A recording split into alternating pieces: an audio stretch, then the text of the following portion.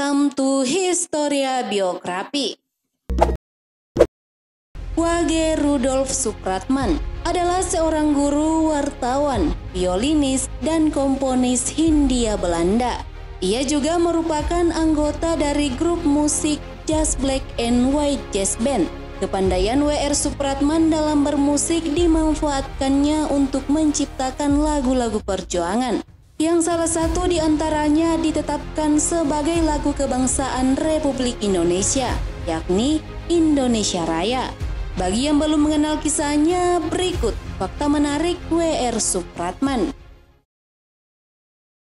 Masa kecil dan pendidikan.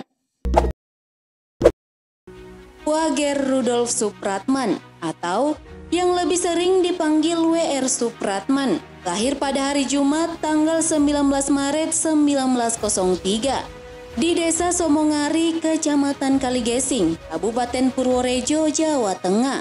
Walaupun lahir di Somongari, W.R. Supratman tidak tinggal di desa tersebut. 3 bulan setelah lahir, orang tuanya membawanya ke Jatinegara sebagai seorang tentara KNIL. Sersan Jumenosenin yakni ayah W.R. Supratman segera mencatatkan kelahiran anaknya. Untuk memudahkan, maka akte kelahiran W.R. Supratman dibuat di Jatinegara. W.R. Supratman memulai pendidikannya di Vrobel School atau Sekolah Taman Kanak-kanak di Jakarta pada tahun 1907 saat usianya 4 tahun. Setelah tinggal bersama kakaknya Nyonya Rukiem di Makassar, W.R. Supratman melanjutkan pendidikannya di Tweede Inlandes Jazz School dan menyelesaikan pada tahun 1917. Kemudian pada tahun 1919, W.R. Supratman lulus ujian Klein Abtener Eksamen, semacam ujian untuk calon pegawai. Setelah lulus KAE, W.R. Supratman melanjutkan pendidikan ke Normal School atau Sekolah Pendidikan Guru di Makassar. Karir musik W.R. Supratman. Karirnya dalam bermusik tidak terlepas dari peran kakak iparnya, yakni W.M. van Eldik.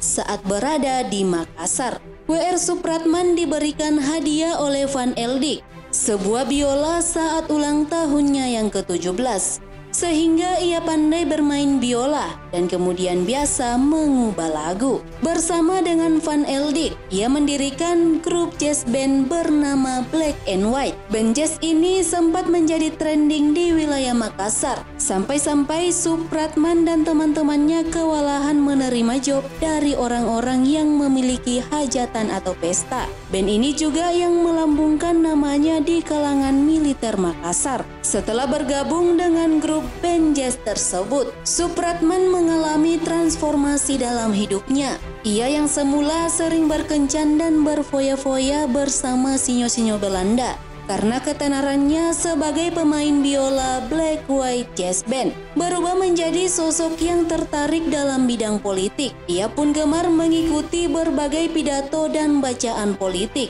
terutama koran pemberita Makassar. Hasratnya menciptakan lagu kebangsaan mulai tumbuh, sampai akhirnya ia sadar bahwa untuk bisa menciptakan lagu kebangsaan, ia harus melibatkan diri di dalam perjuangan. Lagu kebangsaan mustahil dibuat tanpa bersentuhan dengan tokoh-tokoh pergerakan. Memperdengarkan lagu Indonesia Raya.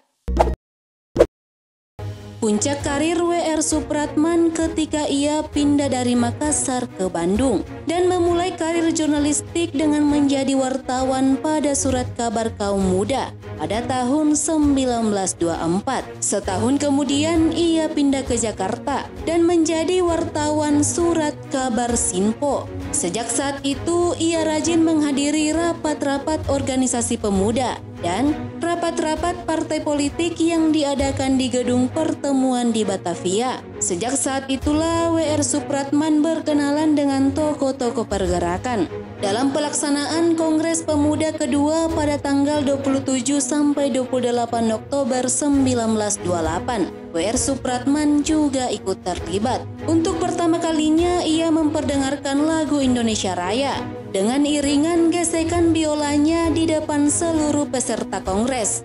Sebelum dibacakannya putusan Kongres Pemuda yang dikenal sebagai Sumpah Pemuda. Meresahkan pemerintah Belanda. Lagu Indonesia Raya semakin populer. Ini membuat resah pihak Belanda. Mereka takut jika lagu tersebut mampu membangkitkan semangat kemerdekaan. Karena itu pada tahun 1930, lagu itu dilarang dan tidak boleh dinyanyikan dalam kesempatan apapun. Alasan pemerintah kolonial, lagu tersebut dapat mengganggu ketertiban dan keamanan. Selaku pencipta, Supratman tak luput dari ancaman. Ia sempat ditahan dan diinterogasi soal maksud lirik "Merdeka, Merdeka, Merdeka". Tetapi kekangan itu cuma sebentar. Setelah diprotes dari berbagai kalangan, pemerintah Hindia Belanda mencabutnya dengan syarat hanya boleh dinyanyikan di ruang tertutup. Supratman kemudian menciptakan lagu Matahari Terbit. Lagu ini membuatnya kembali merasakan tahanan pemerintah Hindia Belanda. Otoritas kolonial mentafsirkan bahwa Supratman ikut memuji Dai Nippon. Namun berkat bantuan Van Eldik, Supratman dibebaskan dari tuduhan tersebut. Ditangkap oleh pemerintah Belanda. Pada tahun 1933 sampai 1937, ia berpindah-pindah tempat dari Jakarta ke Cimahi, lalu ke Pemalang. Hingga pada bulan April 1937, ia dibawa oleh kakaknya Nyonya Rukiem Supratia ke Surabaya dalam keadaan sakit. Kedatangan W.R. Supratman di Surabaya segera diketahui oleh teman-teman seperjuangannya.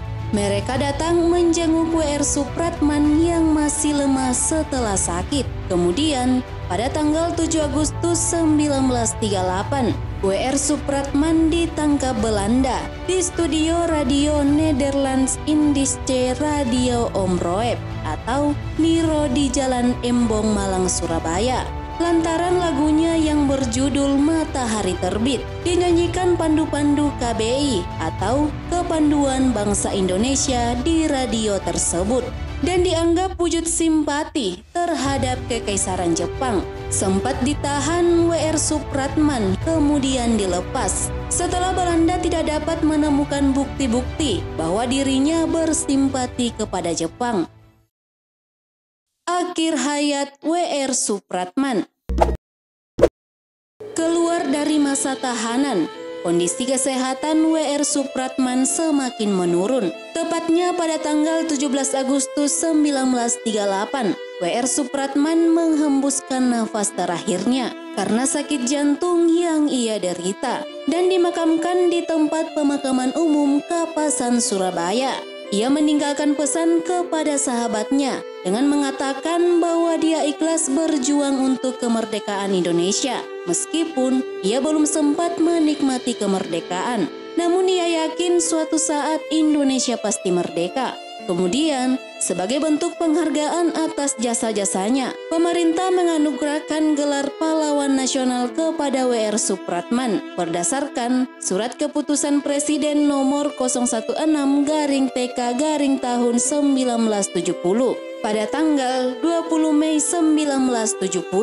Kemudian pada tahun 2013, penetapan Hari Musik Nasional pada 9 Maret berdasarkan tanggal lahir dari W.R. Supratman. Terima kasih telah menonton video ini. Jangan lupa like and share serta sampaikan kritik dan saranmu di kolom komentar.